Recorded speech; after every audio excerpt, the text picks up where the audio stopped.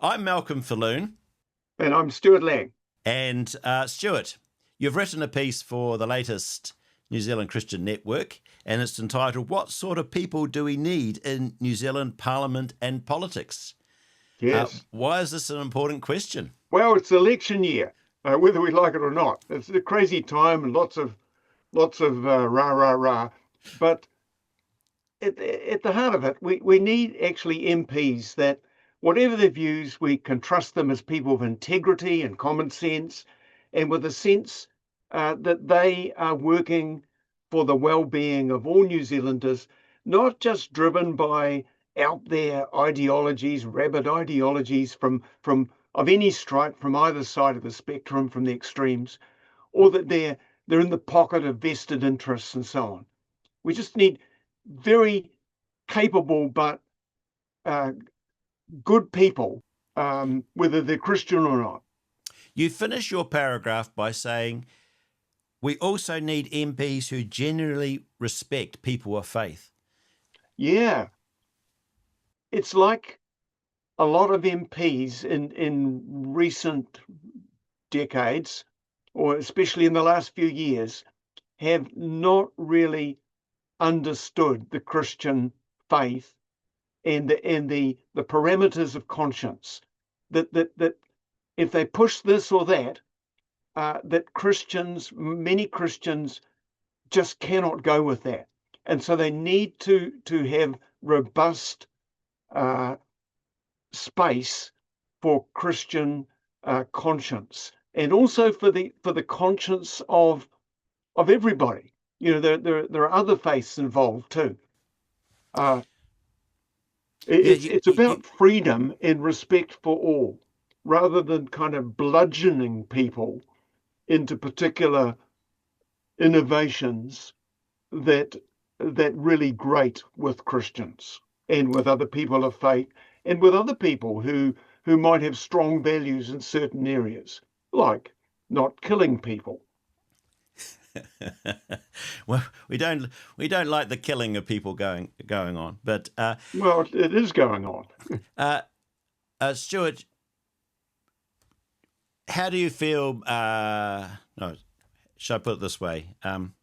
When Christians see the current political environment, I suspect many of them decide they're just going to opt out and not be involved. Some of them may even not vote. I think that's been a phenomenon overseas of Christians not voting. But you make the point in the newsletter that actually Christians need to be involved. What are some of the reasons what you were giving for that? Well, Parliament doesn't determine everything, and we shouldn't overstate the effect of policies and so on. But they do help shape things, and they can good legislation can make life a bit better and easier for a lot of people, and bad legislation can cause suffering or heartache or clashes of conscience. So to make good legislation, we need good, fair-minded MPs who are thinking of serving everybody. Mm. Now you include, I think it's 4 Bible verses at the end of your article. For you, which is the one that sticks out for you when you're thinking about Christians being involved with politics? For instance, you quote Matthew chapter 5, verse 16, "Let your light shine before others." Yeah. Open your I mouth, think judge Peter righteously. 3, well, the one from Proverbs about pleading the cause of the poor and needy. So it's a concern for the people who are finding life difficult. It's not about making the rich richer. It's about the well-being of everybody. There's also righteousness in there. It's not just about avoiding some things, but it's actually promoting righteousness and virtue and freedom and justice. Now, Stuart, you finished the newsletter with a link to Bob McCroskey's open letter to Christian political parties. I think the last election there were 5 Christian parties or socially conservative parties that contested the election, but they had a very poor result, didn't they?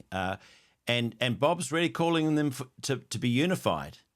Yeah, I think if we're considering starting or supporting or voting for a Christian political party, we need to factor in Bob's analysis, which is historically good. He's looked at all the different options that have been tried in the past, and how for quite a long time now there's just been a proliferation of Christian or Christianish parties, and they have all failed to get anywhere near the 5% threshold, and even together, it's a tiny result.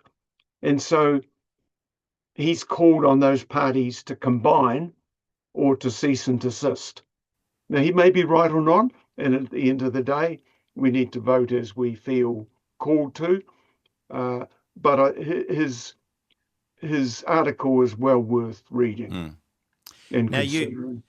you talk about the importance of Christians being involved with all parties, and for us to be praying for our politicians, and particularly for Christian politicians who may, at one level, disagree with one another as to policy, but who are united in their Christian faith. And that call to a prayer, an important one.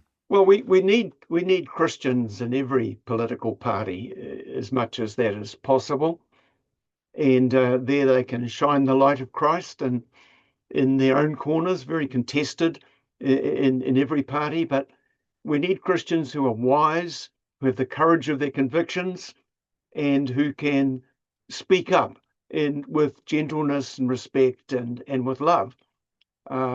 And we need to pray for them. The scriptures tell us to pray for those in authority, and we need to pray for them to have wisdom and grace. Well, thank you, Stuart. And the other thing is, Christians in the kind of the back room of the political parties can help formulate policies.